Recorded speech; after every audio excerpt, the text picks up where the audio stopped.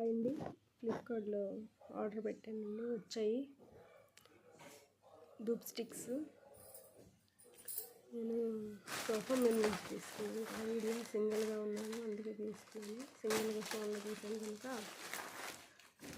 Single మంచిగా కనిపించట్లేదు.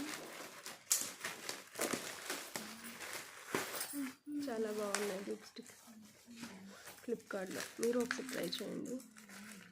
బయట మనకి ఎంఆర్పి కాస్ట్ తీసుకుంటారు కదా చిన్న చిన్న షాపుల్లో, మనకి ఎంఆర్పి కంటే తక్కువలో పడుతుంది.